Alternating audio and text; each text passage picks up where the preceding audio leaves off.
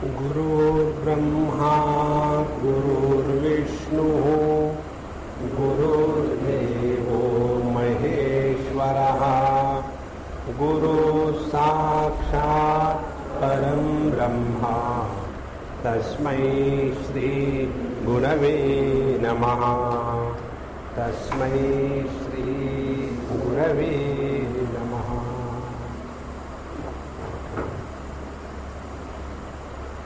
तस्मै श्री गुरवे नमः।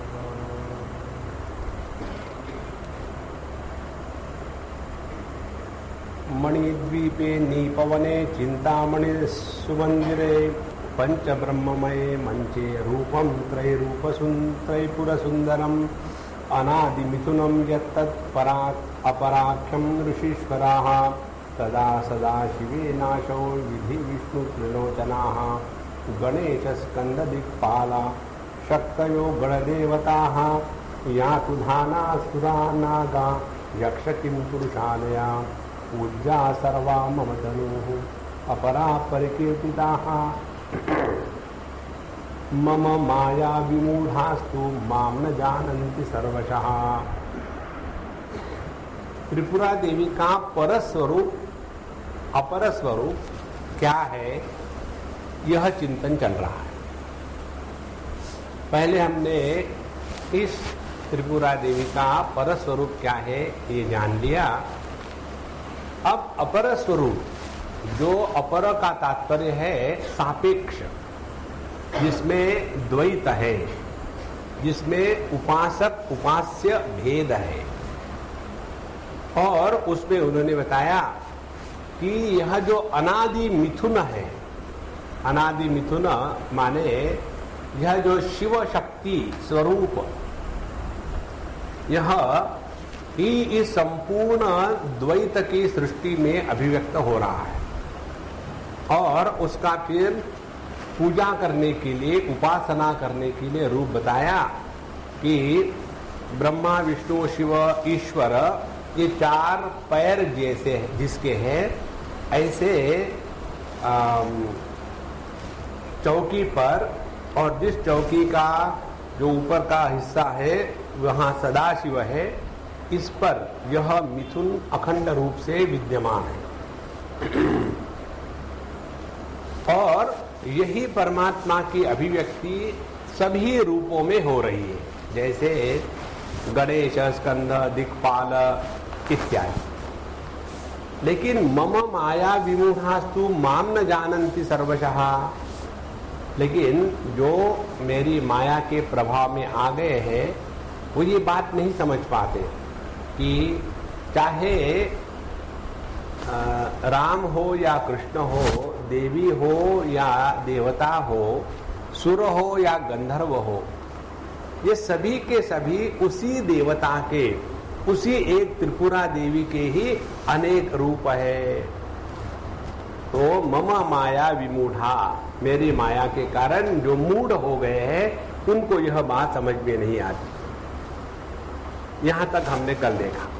अब आगे विषय को बढ़ाते हैं। पूजिता येव सर्वैस्तैः ददामि फलमीहितं न मत्तोन्य काचिदस्ति पूज्या वा फलदायिनी। यह विचार आपको ऐसे के ऐसे ही भगवत गीता में मिलेगा। वहां भगवान कहते हैं याम याम तनुम यो यो भक्त श्रद्धया अर्चितुम, जो जो व्यक्ति, जो जो भक्त जिस जिस रूप में मेरी पूजा करता है उसको मैं उस रूप में श्रद्धा दे करके उसी को सभी के सभी उसके पूजा के फल दे देता हूँ। यहाँ भी एग्जैक्टली वैसा का वैसे विचार है। यो यो याम माम भावयति फलम मत्तः प्राप्नुयात् तथा। तो चाहे हम देवी की पूजा करें, चाहे हम हनुमान जी की पूजा करें, चाहे हम किसी भी देवता की पूजा करें, उन सब के माध्यम से केवल एक ही यह अनादि शक्ति यही कार्यान्वित हो रही है और यही इसका अपर स्वरूप है। और आगे कहते हैं अब उनका जो ऐश्वर्य है, इस ऐश्वर्य की बात शुरू होती है। तो अभी तक हमने दो बातें देखी, त्रिपुरा देवी का पर स्वरूप और अपर स्वरूप। पर स्वरूप जो है निर्गुण निराकार, जिसमें किसी भी प्रकार के द्वैत का लेश नहीं है, जो स्वतंत्र है इत्यादि। फिर जो अपर स्वरूप है वह है उपासना करने के लिए। कारण ये है कि हरेक का मन या अंतःकरण या बुद्धि तत्व को ग्रहण करने के लिए सक्षम नहीं होती, और इसलिए उनके लिए बताते हैं कि उसी त्रिपुरा देवी की इस रूप में पूजा उपासना की जाए। और एक बात महत्व की हम 10 बार कहेंगे, इस उपासना का तात्पर्य जिज्ञासा होने में है। यदि जिज्ञासा निर्माण नहीं हुई तो हमने उपासना नहीं करी। इसी प्रकार से सत्संग सुनने का परिणाम सत्संग से भी निवृत्ति होनी है। देखो, नहीं तो प्रोफेशनल बन जाते हैं हम आपको इसलिए बता रहे हैं, एक कोई है, जैसे किसी को हॉबी होती है ना कि टिकट कलेक्ट करने की, पोस्टेज स्टैम्प करने, वैसे बाबाजियों को कलेक्ट करने की कई लोगों को हॉबी होती है। और फिर गंगा गए गंगादास, जमुना गए जमुनादास, और फिर मन में अनेक विक्षेप। इसलिए पकड़ के रखो तत्व को, और बाकी के सब उपाय मात्र है, और उपाय सर्वत्याज्य होते हैं। तो धीरे धीरे धीरे धीरे यह उपासना का पर्यवसान तत्व के चिंतन में, जिज्ञासा में होना है। अच्छा, ये होने के पश्चात अब तीसरा प्रश्न पूछा था ऋषियों ने कि हे परमेश्वरी, आपका ऐश्वर्य क्या है? तो कहते हैं मम ऐश्वर्य ऋषिगणा अपरिच्छिन्नमीरितम अनपेक्षैव यत्किंचित् महद् अहम अद्वय चिन्मयी स्फुरामि अनंत जगदाकारेण ऋषिपुंगवाः तथा स्फुरन्त्यपि सदा ना एति अद्वैत चिद्वपुः यद् एतन्मे मुख्यमैश्वर्य दुर्घटात् विभावनम्। अब यहाँ उनका ऐश्वर्य बता रही है। कहते हैं मेरा ऐश्वर्य जो है अपरिच्छिन्नम है। अब भगवद गीता में चले जाओ 10वें अध्याय में यही विचार, वहां भगवान कहते हैं नास्ति विभूति नाम अंत मम, मेरी विभूतियों का कोई अंत नहीं है। यहां जिसको ऐश्वर्य कर रहे हैं भगवद गीता में, वहां विभूति का है, शब्द फर्क है। नास्ति दिव्यानाम विभूति नाम, मेरे विभूति का दिव्य का कोई अंत नहीं है। यहां भी हे ऋषिगणा मम ऐश्वर्य अपरिच्छिन्न मीरितम, इसकी कोई गिनती नहीं है। और विशेषता क्या है? अनपेक्षया एव यत् किंचित अहम अद्वय चिन्मयी स्फुरामि अनंत जगदाकारेण। बिना किसी के मदद से स्वयं ही होकर के मैं जो अद्वय हूं, चिन्मयी हूं, यही मैं इस संपूर्ण जगत के आकार में स्फुरित हो रही है। अब देखो, जो हमको परस्वरूप बताया था देवी का, उसमें क्या कहा था? विश्वम दर्पण दृश्यमान नगरी तुल्यम निजांतर्गतम। तो जैसे अब ऐश्वर्य को, विभूति को और परमात्मा को समझ लो उदाहरण के द्वारा। जब हम किसी मिनिस्टर के पास जाते हैं कोई अपना काम निकलवाने के लिए, कोई किसी के पास बिना स्वार्थ के नहीं जाता। जैसे हम किसी के घर जाते हैं खाने के लिए, नहीं तो थोड़ी जाते। तो जब हम किसी मिनिस्टर के पास जाते हैं और समझो उसके घर में कुत्ता है और आपको भले ही कुत्ते से एलर्जी हो, तो आप जाके क्या कहेंगे? मिनिस्टर की जो विभूति है कुत्ता, उसकी तारीफ शुरू करेंगे। Sir, you are fond of dogs, I can't believe this. आप इतने बिजी रहते हो और फिर भी आपके पास समय है डॉग के लिए निकालने के लिए। Unless you are dedicated to dog, it can not happen.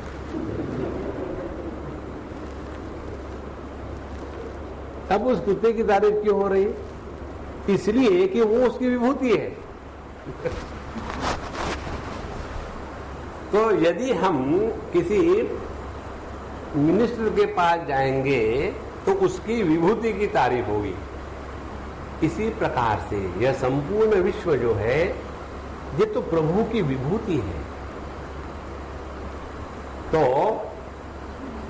यह जो संपूर्ण जगत का विस्तार हुआ है ये कैसे है? अनपेक्षया एव, किसी से कोई अपेक्षा नहीं है। जैसे हमको कोई कार्य करना होता है तो 10 लोगों की मदद लेनी पड़ती है। भैया तुम ऐसे करो, तुम पैसा इकट्ठा करो, और तुम ऐसे करो, तुम भी पैसा इकट्ठा करो। The main thing is fund raiser, okay, that you all do, and how to waste it that I will decide. यह कोई भी कार्य करने में हमको अनेक प्रकार की मदद लेनी पड़ती है, लेकिन अनपेक्षया यत्किंचित अहम अद्वय चिन्मयी। क्यों दूसरे की मदद क्यों नहीं लेते? इसलिए कि मेरे सिवा दूसरा कोई है ही नहीं। देखो, और इसीलिए अद्वय चिन्मयी शुद्ध चैतन्य और स्फुरामी अनंत जगत आकारेण, और फिर मैं ही स्वयं होकर के अनेकता को प्राप्त हो जाती हूं। ध्यान से सुनना, यह रोज का आध्यात्मिक अभ्यास करके पकड़ लो, रोज बहुत फायदा होगा। पहली साधना की कक्षा, रोज जब आप सो जाते हो तो सोने के पहले इसको देखना कि आप किस प्रकार से नींद में जा रहे हो। तो धीरे धीरे हम अपने आप को ऐसे सीमित कर लेते हैं, अपने समेट लेते हैं। जो जो जगत की विषय वस्तु है उसका त्याग कर दिया, वहां से हटे, फिर दरवाजे खिड़कियां बंद कर दी, फिर न्यूज़पेपर रख दिया, फिर टीवी बंद कर दिया, और धीरे धीरे धीरे धीरे अब पड़े हैं। और इसके बाद जो भी मन में विचार चल रहे हैं उसका भी नहीं, आप कल देखेंगे, आप सोएंगे। धीरे धीरे धीरे धीरे सब का सब, जैसे आप टीवी को ऑफ करो तो कैसे पूरा का पूरा पिक्चर सेंटर में खींचा जाता है, उसी प्रकार से यह जितना विस्तार है यह फिर अपने आप में समेट जाता है। और जब फिर सुबह में उठो तो फिर शुरू करो। जैसे आपको भान हो गया, फिर देखो धीरे धीरे धीरे धीरे, ये पहले आपको महीनों सालों कुछ नहीं होगा, इसमें आपको समझ में भी नहीं आएगा कि आप क्या कर रहे हैं, बट डोंट गिव अप। अब एक दिन ऐसा आएगा कि ये सब एकदम स्पष्ट हो जाएगा। मय्येव सकलम जातम मयि सर्वम प्रतिष्ठितम मयि सर्वम लयम याति तद्ब्रह्माद्वयमस्म्यहम्। ये स्पष्ट अनुभूति होती है कि सब का सब मुझसे ही प्रारंभ होता है, सब मुझ में ही है और सब मुझ में ही वापस लौट के आता है। यह बात यहां कहते हैं कि अहम अद्वय चिन्मयी स्फुरामी अनंत जगदाकारेण, वही मैं इस अनंतता को प्राप्त हो जाती हूं जगत आकारेण। तथा स्फुरंत भी सदा न एति अद्वैत चिद्वपुः। ये सब होते हुए भी मेरा जो अद्वैत रूप है वह कभी खंडित नहीं होता। ध्यान से सुनना, आप जब देखो होगी आपने नदियां, कई बार नदियों में दो धाराएं बन जाती है। बीच में कोई आ गया छोटा सा टीला पहाड़, तो वो नदी आकर के दो धाराएं बन गई और आगे जाकर के फिर इकट्ठी हो जाती है। तो कहने के लिए है कि वो बट गई है, लेकिन पानी कभी काटा नहीं जाता। आप चाहे पानी को अलग अलग कितनी ही सालों तक रखो दो बर्तनों में और फिर इकट्ठा करो, तो मानो वो अलग हुआ ही नहीं था, और असल में अलग कभी होता ही नहीं। जो अनंत होता है उसमें खंड कभी हो नहीं सकता। इसी प्रकार से अब इस तत्व को ध्यान से अपने ध्यान की प्रक्रिया में लगा लेना। जो स्वप्न पुरुष है, जागृत पुरुष है, ये तो अलग अलग है। एक स्वप्न पुरुष का दूसरे स्वप्न पुरुष से कोई मतलब नहीं, एक जागृत पुरुष का दूसरे जागृत पुरुष से कोई मतलब नहीं। केवल भ्रांति के कारण हम कहते हैं कि कल वाला मैं और आज वाला मैं, उससे कोई मतलब नहीं। इसको मतलब देने की प्रक्रिया होती है इसमें जो अखंड तत्व है, उस अखंड तत्व के कारण। और यह जो अखंड चिन्मय अद्वय वस्तु है वो हमेशा ज्यों की त्यों, देखो कितनी मत होती। तो जितना हमारा ध्यान इन शब्दों पर रहेगा, अखंड चिन्मय वपु, जो किसी प्रकार से परिच्छिन्न नहीं है, वह मैं ज्यों की त्यों हूं। और इसीलिए एतन में मुख्यम ऐश्वर्यम दुर्घट अर्थ विभावनम, जो असंभव है, असंभव की संभावना मुझ में है। इसीलिए जो अद्वैत है वो द्वैत को प्राप्त हो गया, जो अखंड है वो खंडित हो गया, जो चेतन है वो जड़ हो गया, जो एक है वो अनेक हो गया, जिसका आदि अंत नहीं है वह शांत हो गया, जिसमें किसी भी प्रकार का परोक्षता या प्रत्यक्षता का भाव नहीं है, वह परोक्ष प्रत्यक्ष बन गया। यह जो अघटित घटना पटी ऐसी माया, भगवान शंकराचार्य कहते हैं कि जो असंभव है, असंभव को संभव करना, यही मेरा ऐश्वर्य है। तो मम ऐश्वर्यंतु ऋषयः पश्यध्वं सूक्ष्मया दृशा सर्वाश्रया सर्वगता च अपि अहम केवलाचितिः। अब मेरे ऐश्वर्य का सौंदर्य क्या है कि मैं सर्वाश्रया हूं और सर्वगता हूं। सर्वाश्रया, सबका आधार। अब देखो, जो जागृत का आधार है वही स्वप्न का आधार है, वही सुषुप्ति का आधार है। और जो जागृत स्वप्न सुषुप्ति तीनों में ओतप्रोत है, फिर भी जागृत स्वप्न सुषुप्ति के प्रभाव में जो नहीं आता, वही मेरा विशेष ऐश्वर्य है। इसीलिए सर्वाश्रया सर्वगता, जो सबका आधार, सब में व्याप्य है, फिर भी केवलाचिति अहम, फिर भी मैं शुद्ध चैतन्य मात्र हूं। देखो, जितने आप इस तत्व के पास पहुंचोगे ना, उतने आपके जीवन में सहजता आ जाती है, उतने आप किसी के भी विषय में विचार करना बंद कर देते। चैतन्य में जो अनेकता की भ्रांति निर्माण होती है, उसका कारण है उस चैतन्य पर आए हुए लहरों के तूफान। और कौन सी लहरें? विचारात्मक लहरें। इसीलिए पतंजलि महर्षि कहते हैं कि योगः चित्त वृत्ति निरोधा। जहां चित्त वृत्तियां शांत हो गई, हम अपने चैतन्य रूप में वापस लौट के आते हैं। एक शंकराचार्य भगवान कहते हैं चित्त और चैतन्य क्या है? तो कहते हैं चित्तम चित्त विजानीयात् तकार रहितम यदा। इस श्लोक को आप अपने हृदय में उतार लो। चित्त चैतन्य ही है। जब चित्त में से अनात्म भावना निकल जाती है, देखो ज्ञान जब किसी विषय के प्रति नहीं दौड़ता और अपने में बैठा रहता है, तो उस ज्ञान को शुद्ध चैतन्य कहते हैं। और यह ज्ञान अपने से दूर कैसे दौड़ता है?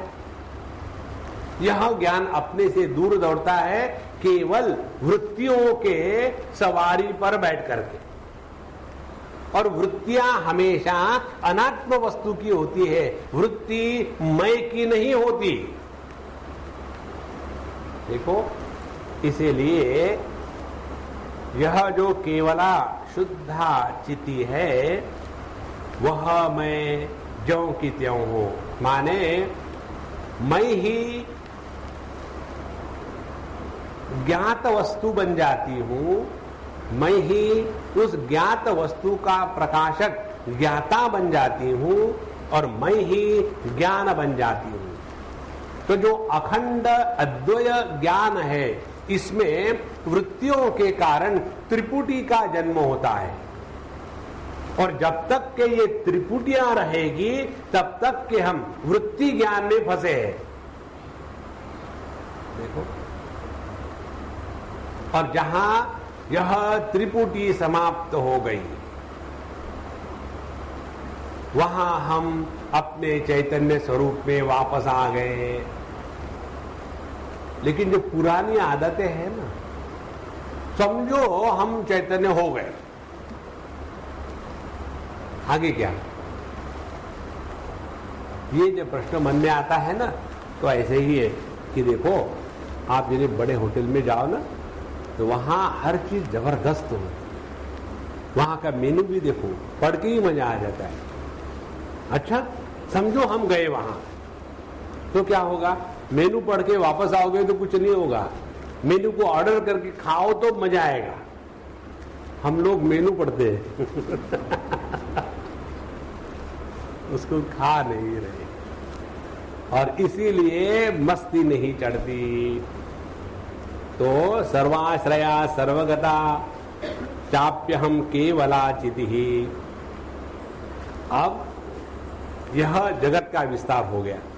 अब सवाल ये है कि हे त्रिपुरेश्वरी, यह जो सुखी दुखी होने वाले हम हैं, हम कौन हैं?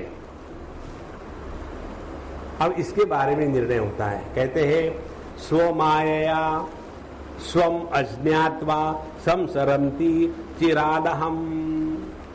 मैं ही अपने पर माया का पर्दा ओढ़ करके अपने आप को जीव के रूप में कल्पना कर लेती हूं। अब यही विचार हमारे कन्हैयालाल से सुनो। 15वें अध्याय में भगवान कहते हैं, ममैवांशो जीवलोके जीवभूत सनातनः मनश्चष्टानि इंद्रियाणि प्रकृति स्थानि कर्षति। मेरा ही अंश जीवभूत, वह जीव बन जाता है।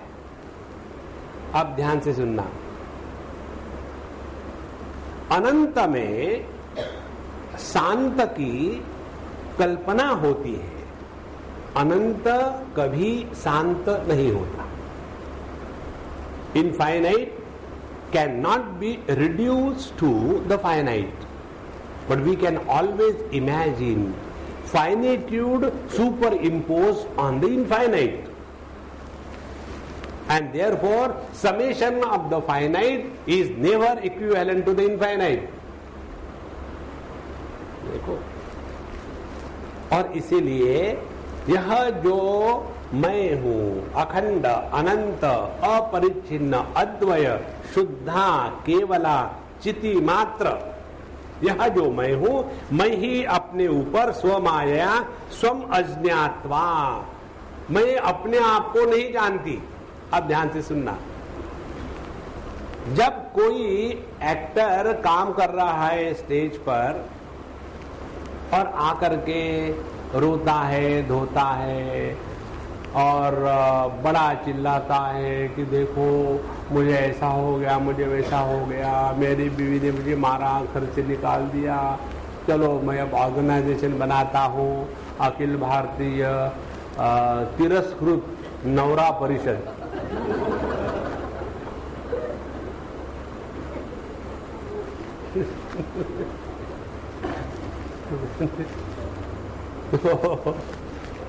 ये जो ड्रामा कर रहा है वो, उसको मालूम है ये तो वैसे नाटक चल रहा है कि मैं अपने आप को भूल गया हूं। ऐसा कुछ नहीं होता। इसी प्रकार से यहाँ ये केवल नाटक मात्र चल रहा है। इसलिए मैं आपको 25 बार बताया, साधना माने पहले don't take anything seriously like you are listening to me. Don't take anything seriously in life. जैसे आप हमको सुनते हो, सीरियसली नहीं लेते हो, तो आपके पास यह टेक्नोलॉजी उपलब्ध है, now you have to apply it in life. ये जब मालूम नहीं होता तो हमारा अनुभव ये है, आध्यात्मिक क्षेत्र में पदार्पण किए हुए लोग जितने दुखी होते हैं उतने कोका कोला हा हा वो नहीं होते उतने दुखी, क्योंकि खामो खाम सीरियस बन जाते हैं। अरे कौन सा तीर मारना है, देखो ना कुछ हुआ ना कुछ होने वाला है। अपना जो दीदार है वो ज्यों का त्यों है। यहां कोई उत्पत्ति नहीं होगी कि पहले हम जीव थे और अभी अभी ब्रह्म बने हैं। जैसे कहते हैं ना कि पहले हम कलकत्ते में, अभी अभी मुंबई में आ गए। ऐसे नहीं है। इसीलिए जितनी ये परेशानी हमने खड़ी करके रखी है उसको हटाना है। इसलिए जब यहां कहती है परमेश्वरी कि स्व मायया मम स्वम एव अज्ञात्वा संसरंती चिराद अहम, जहां हमने ये समझ लिया कि ये तो केवल उपाधि के कारण परिच्छिन्नता आ गई है। देखो, जब हम अपने को पुरुष कहते हैं तो हमने स्त्री से अपने को अलग कर लिया, परिच्छिन्नता आ गई। जब हम अपने को जवान कहते हैं तो बुढ़ापा और बचपना उससे अलग कर लिया, परिच्छिन्नता आ गई। जब हम अपने आप को गरीब या अमीर कहते हैं तो पैसों के कारण हमने परिच्छिन्नता, लिमिटेशन स्वीकार कर लिए। जब हम अपने आप को हिंदू मुसलमान कहते हैं तो फिर वहां परिच्छिन्नता आ गई। और इस प्रकार से छिन्न माने छिन्नी और परितहा चारों तरफ से छिन्नी के घाव मार मार के वह जो अखंड अनंत वस्तु है उसको हमने छोटे दायरे में फंसा के रखा है। देखो, और आपने कभी अनुभव किया होगा,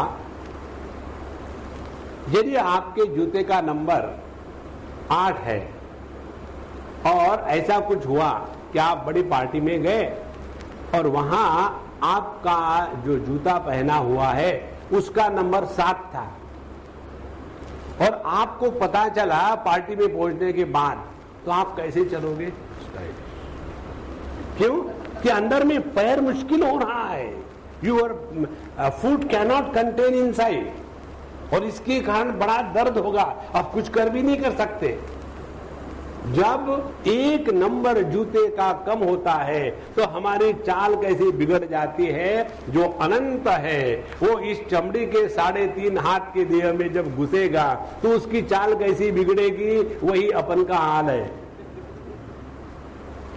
देखो, जो अनंत है वो शांत की कल्पना कर रहा है, जो आनंद है वो दुखी बनता है, जो नित्य उपलब्ध है वो मरने से डर रहा है, जो परिपूर्ण है वो पूर्णता को प्राप्त करने के लिए परेशान हो रहा है। इसलिए स्व मायया स्वम अज्ञात्वा संसरति चिरादहम, और फिर भूयो विदित्वा स्वात्मानम गुरोहो शिष्य पदम गता, और फिर मैं क्या करती हूं, मैं ही फिर शिष्य पदम गता, मैं ही शिष्यत्व स्वीकार कर लेती हूं। अब यह जो जीव असल में परमात्मा, वही जीव जब शिष्यत्व स्वीकार कर लेता है, ध्यान से सुनना, शिष्य और भक्त ये दो चीज को समझ लेना। जब हम भक्त होते हैं तो हमारे कारण गुरु महाराज बदलते हैं। तो भक्तों के साथ रहते समय साधु संतों की साधना चलती है, और जब शिष्य और गुरु साथ होते हैं तो उस समय में शिष्य की साधना चलती है, क्योंकि शिष्य वह है, वो स्वयं को बदलने के लिए जिसने स्वीकृति दी है। शिष्यस्ते हम शाधिमाम त्वाम प्रपन्नम, इसीलिए उपदेश शिष्य को दिया जाता है और भक्तों को आशीर्वाद दिया जाता है। देखो, भक्त को उपदेश कभी नहीं दिया जाता, कारण क्या है, वो उपदेश के लिए आते ही नहीं। महाराज जी देखो नो, ऐसा ऐसा है ना, हमारी नौकरी नहीं लग गई, कुछ करो ना, ठीक है नौकरी लग जाएगी, यहाँ देखो ना हमारी शादी नहीं हो रही, अब क्या करें, मेरे से शादी कर लो। एक लड़की आई थी, ऑस्ट्रेलिया की बात है, तमिलियन लड़की। पहले उसको अच्छे खासे लड़के का ऑफर आया था, लेकिन बस उसको लग रहा था कि वो कोई सुपर सोनिक ब्यूटी क्वीन है, और उस समय वो 25-26 साल की होगी। 25 निकल गए, 26 निकल गए, 30 निकल गए, 32 निकल गए, उसको कोई पसंद ही नहीं आए। हम आपको बताएं, जितनी शादियां होती है ना, उसमें पति पत्नी एक दूसरे को कभी पसंद नहीं होते। ये तो कोई चॉइस नहीं था, इसलिए शादी कर लेते हैं। अपने पसंद की बीवी और अपने पसंद का पति आज तक किसी को नहीं मिला, सिर्फ नारायण और लक्ष्मी को छोड़ के।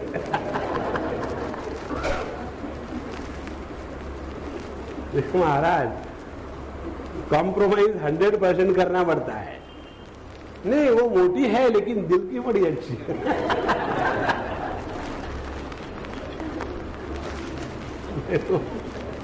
इसलिए अब ये ऐसा हो गया, 32 साल की हो गई, और 2-3 साल पहले की बात है, हम जब उनके यहाँ गए, सब कुछ हो गया। स्वामी जी, आप तो पूरे वर्ल्ड में घूमते हो, आपको तो पता ही है सब कुछ, आप तो सर्वज्ञ हो। तो मैंने कहा, फिर मुझे क्यों बता रहे हो? ये सब जो डायलॉग वाले होते हैं ना, ये स्टैंडर्डाइज होते हैं, बाय डिफॉल्ट आते हैं, इसका कोई मतलब नहीं होता। तो हमें देखिए ना, कुछ अच्छा लड़का मिले तो शादी हो जाएगी हमारी। हमने कहा, तुमको अच्छा कैसे चाहिए? मेरे जैसा चाहिए? बोले समझिए, हाँ आपके जैसे, फिर मेरे से शादी करो। देखो, जब भगत होते हैं ना, वो गुरु को उपयोग में लाते हैं, और जो शिष्य होते हैं वो अपने को बदलते हैं। इसीलिए यहां शब्द है कि शिष्य पदम गता, और जब हम स्वयं को बदलने के लिए तैयार है, तब ही जाकर के हमको गुरु महाराज कुछ बताएंगे। अच्छा, 2 बातें। गुरु महाराज हमको बतावे, और हम बदलना चाहते भी हैं, लेकिन बदलने की हमें क्षमता नहीं है, तो ऐसे शिष्य को गुरु महाराज डिलीट कर देते। देखो, बदलना है हमको, नहीं कैसे, और उसके लिए जो बताया जाता है वह जीवन में उतारना है। तो अपनी मनवाना यह भक्तों का क्षेत्र है, और अपनी मनमानी नहीं करना यह शिष्य का क्षेत्र है। इसीलिए फिर मैं भूयो विदित्वा स्वात्मानम गुरोहो शिष्य पदम गता, फिर मैं गुरु के पास जाकर के शिष्यत्व स्वीकार करती हूँ और उसके बाद फिर अपने आप को पहचान लेती हूँ और फिर पुनः नित्य मुक्ता पुनर्मुक्ता भूजो भूजो भवाम्य हम निरुपादन संभारम सृजामि जगदी दृशम। इस प्रकार से फिर मैं नित्य मुक्त होने के बाद भी फिर एक बार मुक्त हो जाती हूँ और फिर इस संसार में संसारी बनती हूँ और फिर मुक्त हो जाती हूँ। इस प्रकार से ये अखंड अनंत नाटक चल रहा है। ध्यान से सुनना, ये बात आपके गले उतरे गए ना, समझ लेना आपका और कुछ बाकी नहीं समझना, सब कुछ समझ में आ। इस एक बात को उतारो गले आपके, और इससे बढ़कर के जानने की और कोई चीज बाकी नहीं रहती। यही बात यहां त्रिपुरा रहस्य में बताई है और ये बात हमने आपको हजारों बार बताई। देखो, पेट्रोल की कार में इंजन में जो अभिव्यक्ति है उसको कहते हैं हॉर्स पावर। गाड़ी जो चलती है वो इंजन के कारण नहीं चलती, गाड़ी जो चलती है वो पेट्रोल के कारण नहीं चलती। जब पेट्रोल और इंजन एक विशिष्ट परिस्थिति में इकट्ठे आते हैं तब जाकर के हॉर्स पावर रिलीज होती है। अब ये हॉर्स पावर जो है वो लोहे की नहीं है जिसका इंजन बना है, ये हॉर्स पावर जो है वो पेट्रोल की नहीं है, नहीं तो पेट्रोल पंप रहती नहीं, घूमते रहते इधर उधर। तो और ये जो हॉर्स पावर बनती है यही दोनों को खींच के ले जाती है। और जब आपने ऑन किया engine, horse power number 1 of कर दिया, हॉर्स पावर नंबर 1 ओवर, फिर दूसरी बार ऑन किया, फिर HP2, फिर उसको ऑफ कर दिया, वो हॉर्स पावर मर गई। फिर आपने तीसरे बार किया, nth टाइम किया, तो आपके पास ये 10 या 25 या 100 हॉर्स पावर जो तैयार हो गई, एक का दूसरे के साथ कोई संबंध नहीं है, ये सब एक नहीं है। क्योंकि जिसमें आरंभ और अंत होता है वह शांत है, और जब अनेकता है तो खंड आ गया, इसलिए अखंड नहीं है। लेकिन क्या हॉर्स पावर नाम की कोई वस्तु है? भले उसके कारण सब व्यवहार हो रहा हो। इसीलिए जब कार का एक्सीडेंट होता है तो हॉर्स पावर को कुछ नहीं होता, पेट्रोल को भी कुछ नहीं होता, वो लोहे का इंजन उसको भी कुछ नहीं होता। कारण क्या? कुछ होता ही नहीं। फिजिक्स का तत्व बताता है matter is never destroyed, energy is never created. Energy can be transformed, cannot be created, matter cannot be destroyed, it remains as it is. यदि ये तत्व स्वीकृत है हमको, तो इस जगत में यह जो मैं है परिच्छिन्न, इसका कोई अस्तित्व नहीं है। इस देह में यह क्षमता है कि चैतन्य की अभिव्यक्ति मन के रूप में होवे। तो जब तक के इस देह की क्षमता बनी रहेगी तब तक के इसके मन की अभिव्यक्ति होगी। जहां देह में मन की अभिव्यक्ति हो गई वह देह चलन फिरन करने लग जाता है। देखो, और जहां इस देह की वो क्षमता कि जिसके कारण चैतन्य की अभिव्यक्ति मन के रूप में होती है, वह क्षमता जब नष्ट हो जाती है तो उसके कारण उस देह को हम मुर्दा कहते हैं।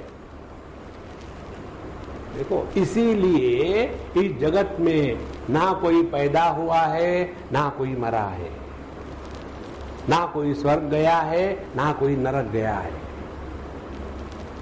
इस तत्व को पहचानो। देखेंगे आप सभी की सभी समस्याएं अपने आप शांत हो गई। ये तीसरा सिद्धांत हमने आपको कई बार बताया। 1000 बार स्वप्न देखने के बाद स्वप्न व्यक्तित्व आज तक कभी नहीं बना। 1000 बार जागृत अवस्था के अनुभव आने के बाद यह जागृत व्यक्तित्व कहां से बना, क्या इसका आधार है? जिस सपने को हम मन के माध्यम से देखते हैं वह सपना मिथ्या है, उसी मन के माध्यम से जागृत जगत को देखते हैं तो वो सत्य है। देखो, कोई इसका अर्थ नहीं। ये बात जब समझ में आ जाती है तब आप देखेंगे कि हम केवल अपनी ही मूर्खता के कारण इस जगत में भटक रहे।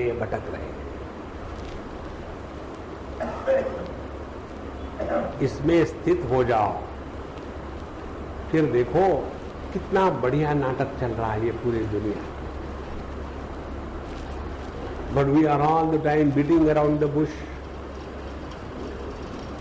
Then imagine that we have the concern for the whole world. धीरे धीरे यह सब सापेक्षता समाप्त हो जाती है और इस संपूर्णता को एक बार पहचानना है, एक बार। देखो, बाकी भी जितनी साधना आपको बताएंगे उसमें बताएंगे रोज करना पड़ता है। हरिओम हरिओम हरिओम हरिओम हरिओम। कब तक करना? उंगली दुख रही है, जब तक टूट नहीं जाती तब तक रोज प्राणायाम करना चाहिए। कब तक के? जब तक के जिंदा हो, मरने के बाद मत करना। फिर हम शुरू करेंगे प्राणायाम। उसके बाद हमेशा सुबह जल्दी उठ करके तुलसी को पानी चढ़ाना चाहिए, बिना चाय पिए। हाँ जी, नहीं, लेकिन हम चाय में तुलसी पत्ता डाल के पीते बड़े भक्त है।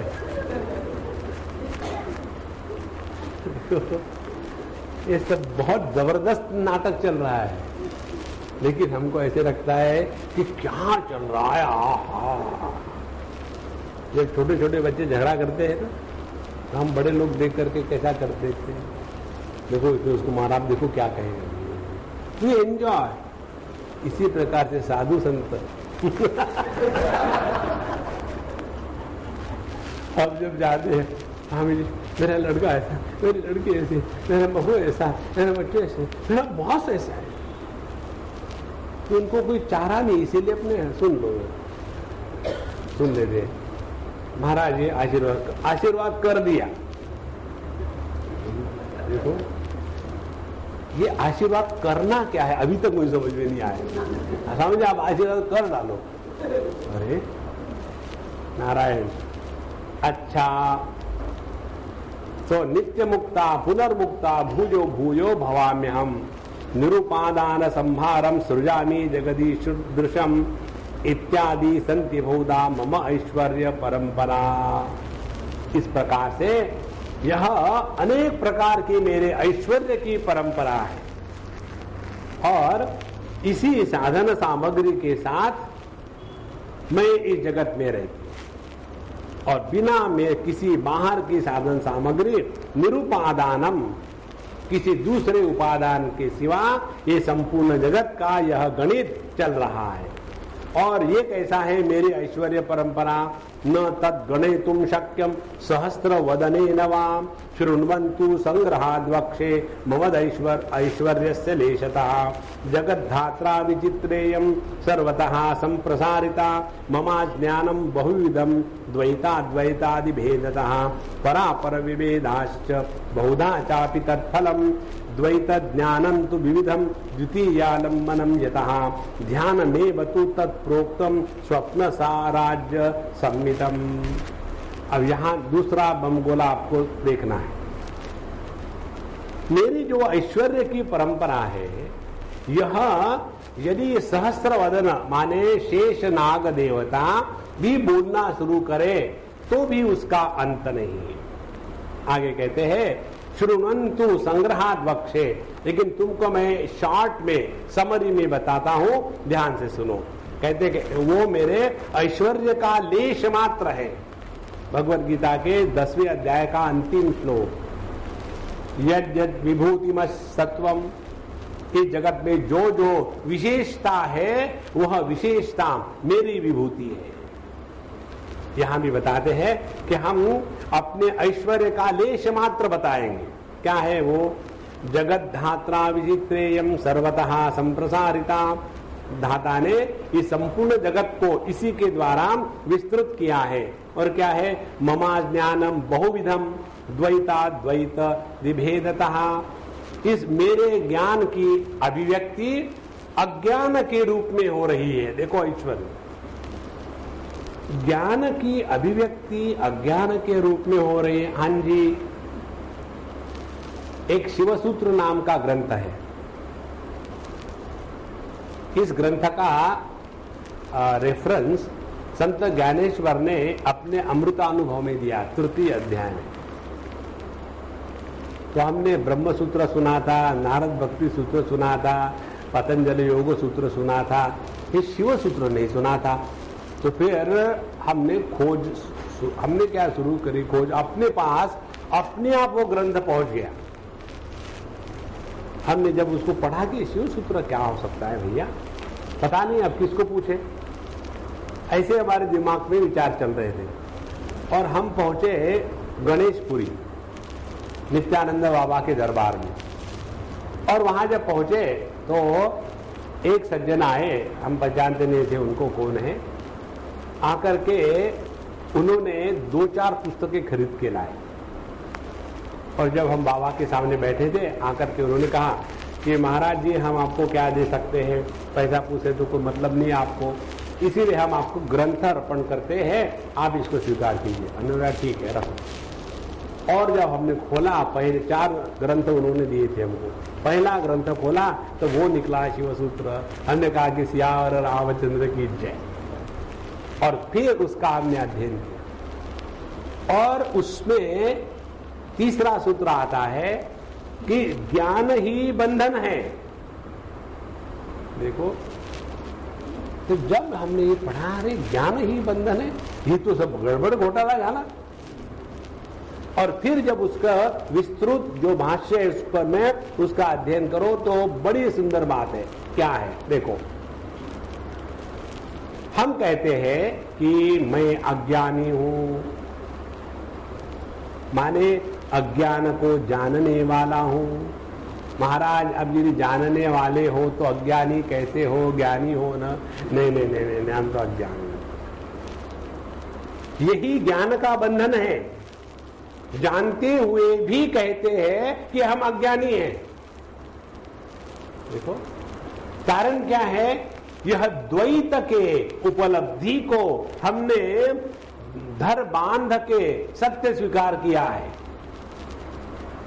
इसीलिए मेरा ये जो ज्ञान है ये अज्ञान के रूप में विविधता को प्राप्त हो जाता है। कैसे? द्वैत अद्वैत आदि भेदता।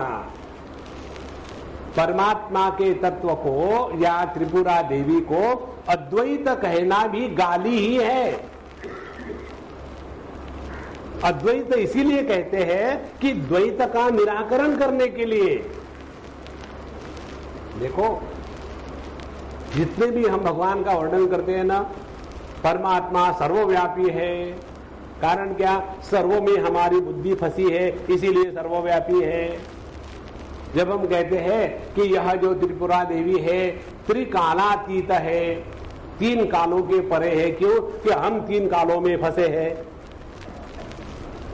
हम कहेंगे आकाश जो है ये सभी दिशाओं के परे है, पूर्व पश्चिम उत्तर दक्षिण, क्योंकि हम पूर्व पश्चिम उत्तर दक्षिण में फंसे हैं। वस्तु को तो छोड़ दिया, वास्तु के पीछे लग गए।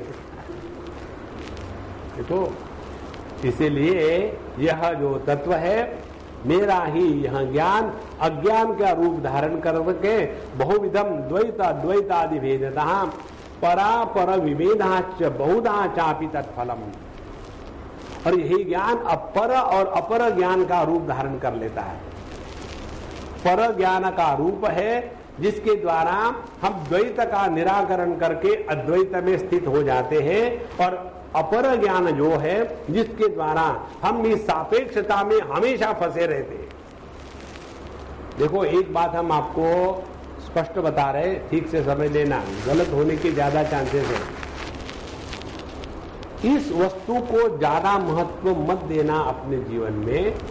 पिछले जन्म में क्या हुआ था पता नहीं, इस जन्म में हमारे पिछले जन्म के फल भुगत रहे हैं, अगला जन्म कैसा होगा, और फिर पूजा पोथी पढ़ेंगे हम और उसमें बताएंगे कि अमुक अमुक व्यक्ति पिछले जन्म में ऐसा था इसलिए ऐसा हो गया, फिर उस महात्मा ने बताया कि ये व्यक्ति वहां पैदा हुआ था। इस चक्कर में मत फंसना,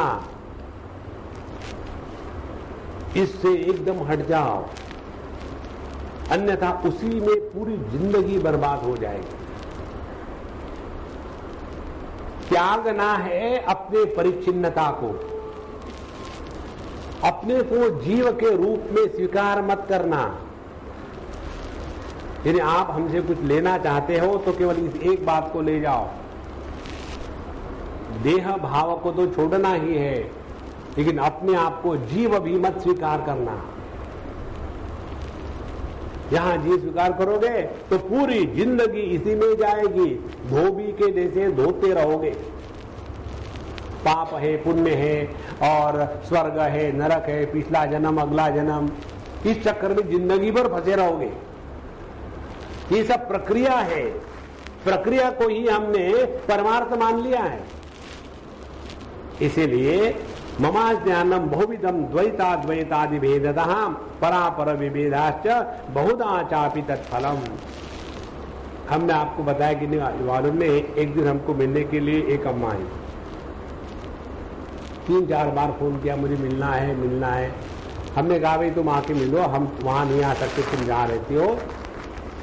तो आ गई अपने भाई को सबको लेकर के, और आकर के बोले स्वामी जी मैं बहुत तरस रही थी, आपको ये ज्ञान मुझे देना है क्योंकि ये ज्ञान मुझे प्राप्त हो गया है और इसको ज्ञान को लेने का अधिकारी कोई नहीं, आप तो अधिकारी, आपको ज्ञान देने के लिए मैं आई हूं। तो मैं चुप बैठा सुन रहा, और उसने मुझे बताया महाभारत का युद्ध होने के बाद अर्जुन ने भगवान कृष्ण से प्रश्न पूछा कि हे कृष्ण, जो युद्ध के पहले गीता का ज्ञान मुझे दिया था वह ज्ञान मैं भूल गया हूं, तो मुझे फिर से बताओ। उस समय भगवान कहते मैं भी भूल गया।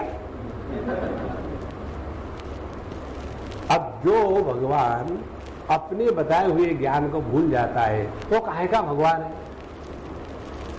इसीलिए असली हमारे गुरु महाराज, और वही सब कुछ है, और उन्हीं का असली अवतार हुआ है। ये बाकी के जितने हैं रामकृष्ण, ये कोई अवतार नहीं है। जो अपने बीबी के लिए रोता है वो काहे का भगवान है। देखो हमारे गुरु महाराज कभी नहीं रोए बीबी के लिए, क्यों? उनकी बीबी है नहीं। देखो महाराज, और इतने बड़े बड़े ग्रंथ लाए, और इतनी वो उसमें भयानक डेडिकेटेड थी कि you can understand how mad she must have gone. और आधा पौन घंटा प्रोजेक्ट सुनने के बाद मैंने कहा कि मेरे पेट में गड़बड़ हो रही है, मुझे जरा टॉयलेट जाना है, फिर मैं नहा करके लेक्चर में जाऊंगा, ये चॉकलेट लो भर जाओ। और फिर वही भिन्न भिन्न देश, ये देश है वो देश है, ये द्वीप है वो ऐसा है, और वहाँ ऐसे जाते हैं, वहाँ जाना है, वहाँ भ्रमर गुफा है, गुफा के अंदर में ब्रह्म है, ब्रह्म पर एक कमल है, कमल पर एक कमला है, कमला के ऊपर में एक संतरा है। नो आसाम में चले जाओ, वहाँ संतरे को कमला कहते हैं, बिहार में भी कहते हैं कमला। तो इस प्रकार से ये है, वहाँ चले जाना, वो होगा, ये होगा। और वहाँ एक बार आदमी जाता है तो वापस नहीं आता। हमारे गुरु महाराज वहाँ गए थे, वापस कैसे आ गए?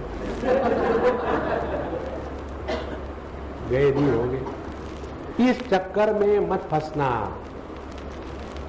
जो विचार आपको द्वैत में फंसाता है वो आपका दुश्मन है। इसलिए यह सब ज्ञान की महिमा, अज्ञान का समर्थन। देखो मम अज्ञानम ज्ञानमेव। और इस प्रकार से पर अपर विवेधाच बहुधा चापि तत्फलम, और उसके अनेक प्रकार के फल हैं। अब देखो, द्वैत ज्ञानं तु विविधम द्वितीयालंबनम यतः ध्यानमेव तु तत्प्रोक्तम स्वप्न राज्यादि सम्मितम। और इसी प्रक्रिया में जैसा स्वप्न है, जैसा मनोराज्य है, वैसा मेडिटेशन है। हरे राम, हाँ जी, सत्य है। स्वप्न किससे देखते हैं? मणिराग से। मनोराज्य किससे? क्या कर रहे हैं? Don't disturb. मनोराज्य हो रहा है। तीसरी बात, मेडिटेशन। क्या कर रहे हैं? फ्रस्ट्रेट हो रहे हो। क्या हासिल करना चाहते हो? क्या नहीं है? देखो, इसीलिए मेडिटेशन ना, this is also a farce. उसमें मैं ध्यान करने वाला, जिसका ध्यान कर रहा हूं, उसको प्राप्त करना है। वो मेरे से भिन्न है, ये तो मेरी ही पैदाइशी है, मेरी ही उत्पत्ति है।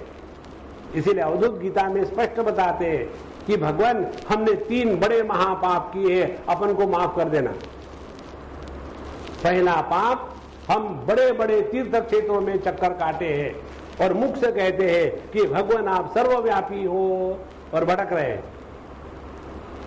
दूसरा पाप हमने किया कि हम कहते तो है आप वाणी के परे हो, और आपकी स्तुति करते हैं लंबोदर पीतांबर। ये स्तुति है कि गाली है? गणेश जी का पेट बड़ा है, और बड़े पेट वाले को महात्मा कहो तो गाली है न?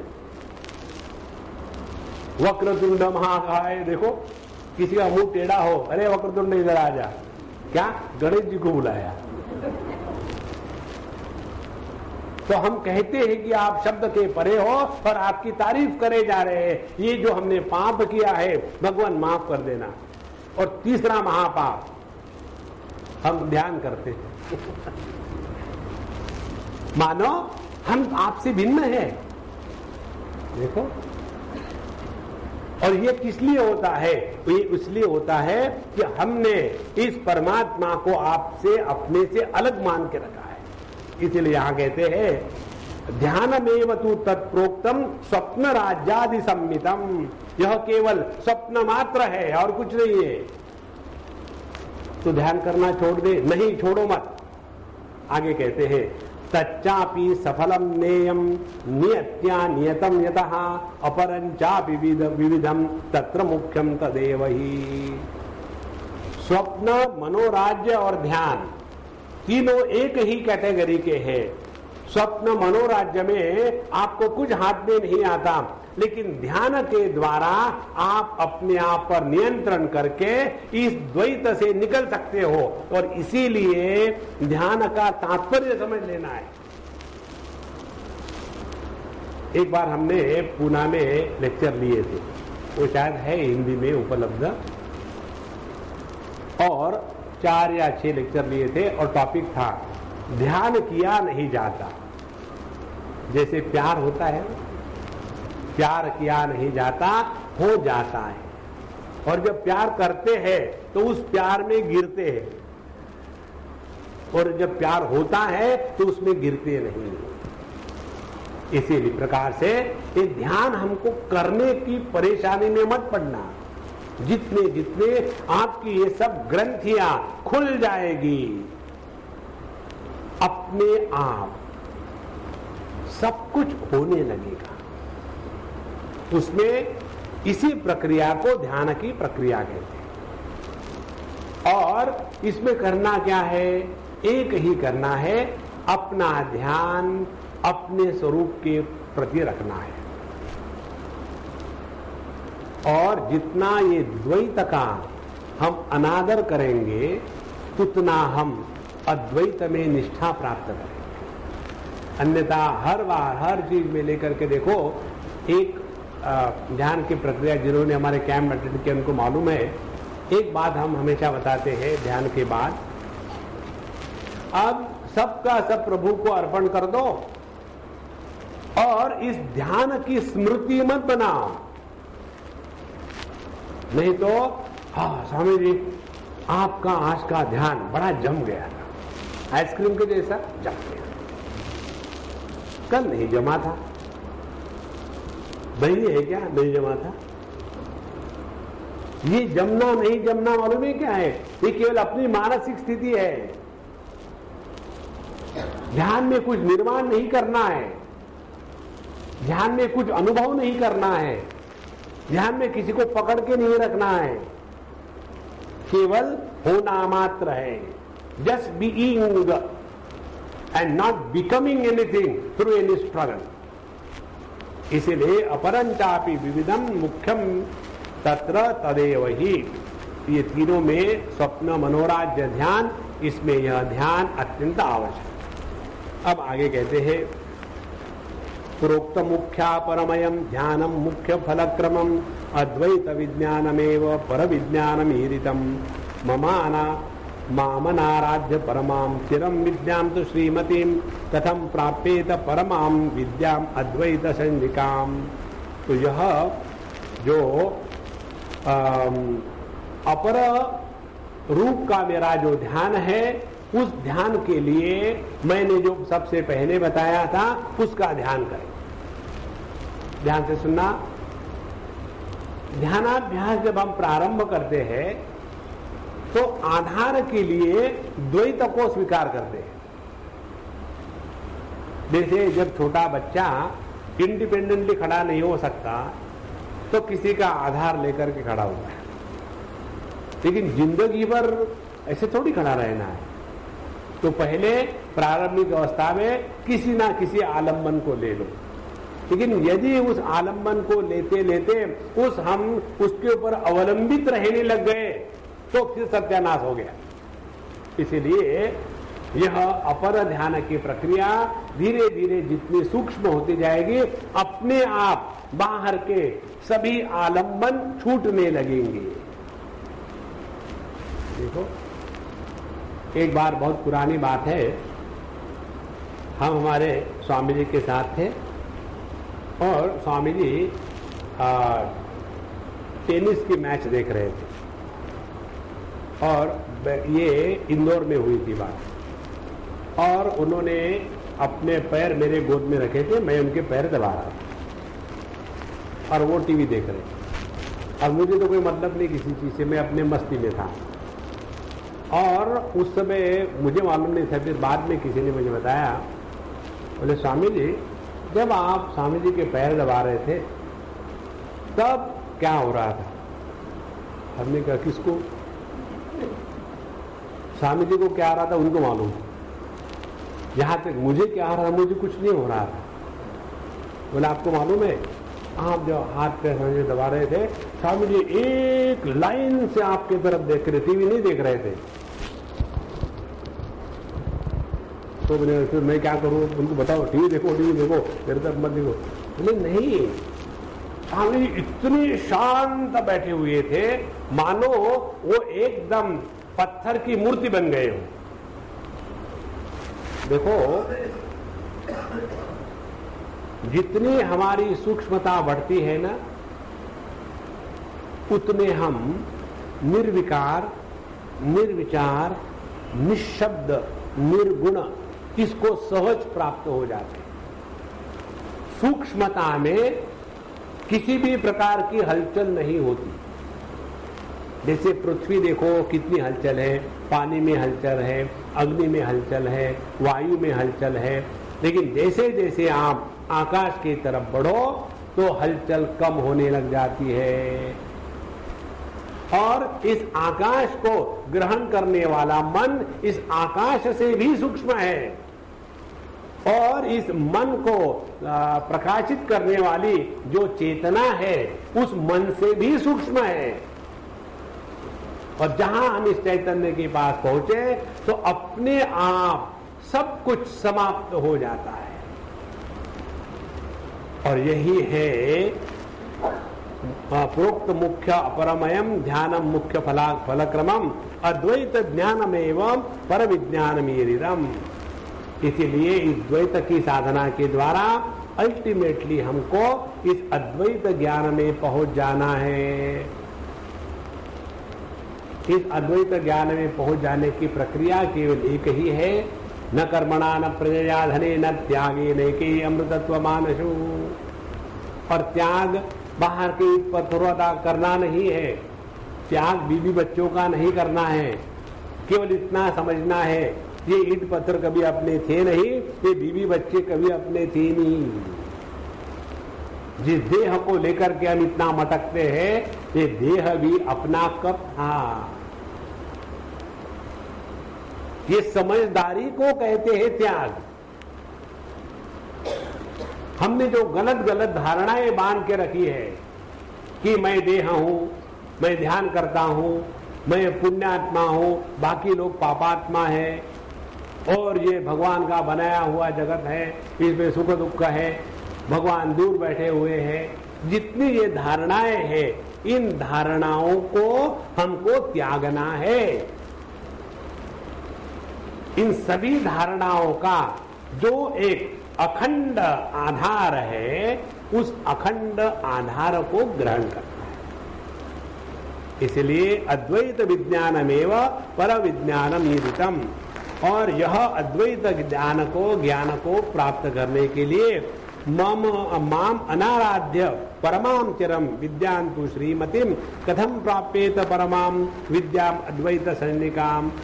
और इस अद्वैत की सिद्धि के लिए, इस अद्वैत विद्या की सिद्धि के लिए जिसने मेरी श्री विद्या की, क्योंकि मैं ही श्री विद्या हूं, जिसने श्री विद्या की उपासना नहीं करी, वह इस अद्वैत तत्व को प्राप्त नहीं हो सकता। ध्यान से सुनना। भगवान शंकराचार्य या बड़े बड़े कितने भी महात्मा ले लो, उन सभी ने यह श्री विद्या की उपासना की है। जब तक के जीवन में उपासना नहीं होती, तब तक के जीवन में कमिटमेंट नहीं होता। देखो, ये जो होते हैं ना, जैसे कोई व्रत करने वाले, कि हमको अम्मा कहाँ मिली थी, बोले स्वामी जी मुझे अंग्रेजी आता नहीं, मैं तो केवल हिंदी जानती हूँ। हमने कहा देखो अम्मा तुम हिंदी रखो, दोनों भगवान राम और कृष्ण यूपी के ही थे, डोंट वरी। बोले हाँ ये अच्छी बात हुई, आज तक मुझे किसी ने बताया नहीं। बोले ठीक है, सही है, फिक्र मत करो। और फिर बोले स्वामी जी मुझे कुछ आता नहीं, सिर्फ मैं एक कर रही हूँ, और क्या करूँ। तो क्या कर रही हो तुम। बोले मैं रामचरितमानस का नवान्न पारायण पिछले कई सालों से कर रही हूँ, और उसको मैं नियम से करती हूँ। और क्या करना। हमने कहा कुछ मत करना, मैं इसी को जारी रखो। और जितनी सूक्ष्मता बढ़ेगी, जितनी सूक्ष्मता बढ़ेगी, अपने आप यह अद्वैत तत्व प्रकट होने लगेगा। जैसे शास्त्र कहते हैं घृष्टम घृष्टम पुनरपि पुनः चंदनम चारुगंधम। जितना रगड़ते जाओ धीरे धीरे यह चंदन में से सुगंध आने लग जाती है। ये उपासना का तात्पर्य है दो बातें, एक परमात्मा के अस्तित्व की स्वीकृति, और दूसरा उसमें लगातार लगन से लग जाना। जो केवल बौद्धिक स्तर पर शास्त्रों का अध्ययन करते हैं, वो केवल लेक्चर झाड़ के निकल जाते हैं। उनके जीवन में जो सौंदर्य आना है वो नहीं आता।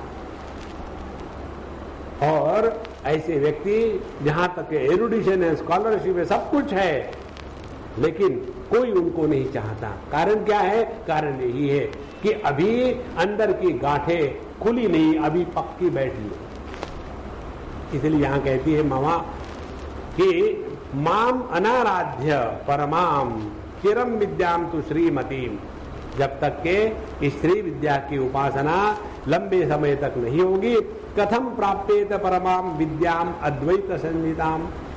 यह अद्वैत विद्या की प्राप्ति कैसी हो सकती है। इसलिए तदेव अद्वैत विज्ञानम, केवलाया पराचितिः तस्या शुद्ध दशामर्षो द्वैतामर्ष विभावकः। इसलिए यह जो शुद्ध पराचिति है वही अद्वैत ज्ञान है, और यही अद्वैत ज्ञान द्वैत की निवृत्ति कराने वाला है। इसीलिए जितने भी उपासना के क्षेत्र है, कार्य है, कार्यकलाप है, उसका तात्पर्य है कि ये वृत्तियों से हट करके इन वृत्तियों का आधार जो एक अखंड चैतन्य है, जिसको पराचिति कहते हैं, जिसको त्रिपुरा देवी कहते हैं, जिसको काली माता कहते हैं, उसके पास पहुंच जाना है। उसके पास पहुंच जाना माने क्या उससे दूर है क्या? नहीं, वही है हम, केवल दूर जाने की भ्रांति करिए है। इसीलिए आपने देखा होगा, समझो आपका बच्चा या कोई दूसरा व्यक्ति नजदीक उसी कमरे में खड़ा हो और एकदम लाइट चली जाए तो बच्चा चिल्लाता है, अबे तुम कहाँ गई हो? वो नजदीक ही है, कहीं नहीं है कोई। इसी प्रकार से ये अज्ञान के अंधकार ने ऐसी कल्पना बना के रखी है कि हम परमात्मा से बिछुड़ गए। नहीं, इसलिए अज्ञानतिमिरान्धस्य ज्ञानांजन शलाकया चक्षुः उन्मीलितं येन तस्मै श्री गुरवे नमः। गुरु महाराज परमात्मा को देते नहीं, स्विच ऑन कर देते हैं और कुछ नहीं करते। लेकिन हमारा जब वो स्विच ऑन करने को आते, स्क्रू इतने ढीले हैं, ऑन करो फिर नीचे गिर जाता है। नारायण। सो तदेवाद्वैत विज्ञानम केवलाम या पराचितिः तस्या शुद्ध दशामर्षः द्वैतामर्ष विभावकः। जहाँ ये अद्वैत की सिद्धि हो गई वही ये द्वैत का नाश है। इसीलिए चित्तम यदा स्वमात्मानं केवलम ही अभिसंपतेन तदेवानुभावितम स्यात् विज्ञानम ऋषि सत्तमाः। अब यहाँ बताते हैं, जब चित्त केवल अपने आत्म स्वरूप की ओर ही लगने लग जाता है, तब जाकर के विशुद्ध ज्ञान का अनुभव होता है। अब यह एक प्रक्रिया शास्त्र की है, ध्यान की। अपने तरफ लौट के आने की, इसको कठोपनिषद में बताते हैं लय प्रक्रिया। यच्छेद्वांग मनसि प्राज्ञः तद्यच्छेद ज्ञान आत्मनि, ज्ञान आत्मनि महती नियच्छेद तद्यच्छेद शांति आत्मनि। 4-5 स्टेप्स। शब्द से हट करके इंद्रिय पर आ जाओ, कान पर, या रूप रंग से हट करके आंखों में आ गए, आंखों से हट करके मन में आ गए, मन से हट करके बुद्धि में आ गए, बुद्धि से हट करके चैतन्य में आ गए, और उसके आगे कहीं नहीं बढ़ सकते आप, क्योंकि चैतन्य के क्षेत्र में प्रवेश करने के बाद वृत्तियों का व्यापार बंद। जहां वृत्तियों का व्यापार बंद हो गया वहां नहीं कहीं जाना है ना कहीं आना है। इसीलिए जब हम इस परमात्मा तत्व को अपने मन का विषय बनाते हैं तो यह मन परमात्मा में लीन हो जाता है। कारण क्या है? मन परमात्मा ही है। जब उस मन में से वृत्तियां समाप्त हो गई, इसीलिए वृत्ति युक्त चेतना को मन कहते हैं और वृत्ति रहित मन को चैतन्य कहते हैं। दोनों भी ज्ञानात्मक ही है। इस प्रकार से यह शुद्ध ज्ञान यही है कि जब हम अपने स्वरूप में पहुंच जाए जहां किसी भी प्रकार का द्वैत नहीं हो, और इस अद्वैत ज्ञान को प्राप्त करने के लिए श्रुतितः युक्तितः वापि केवलात्म विभासनम देहाद्यात्म भावस्य नाशनम ज्ञानम उच्यते। अब यहाँ से दूसरा प्रसंग करते हैं कि यह ज्ञान प्राप्त करने के लिए सबसे पहली प्रक्रिया क्या है कि हम यह जो देहात्म भाव है इसका हमको नाश करना है। जब तक कि हमने अपने आप को देह मान के रखा है, जिंदगी भर गोबर ही उठाते रहेंगे। देहात्म भाव में रह करके साधना करना माने कुंजर शौचवत। कुंजर शौचवत का तात्पर्य है जैसे हाथी स्नान करता है, पहले पानी से नहाता है, फिर जाकर के मिट्टी अपने पूरे बदन पर छिट देता है, हाँ अब अच्छा हो गया स्नान। इसी प्रकार से सब कुछ करना, लेकिन अपने देहात्म भाव का निराकरण नहीं होना, तो जितनी साधना करी उसका सबका सत्यानाश हो। ओम पूर्णमदः पूर्णमिदं पूर्णात् पूर्णमुदच्यते पूर्णस्य पूर्णमादाय पूर्णमेवावशिष्यते। ओम शांति शांति शांति। हरि ओम। श्री गुरुभ्यो नमः। हरि ओम।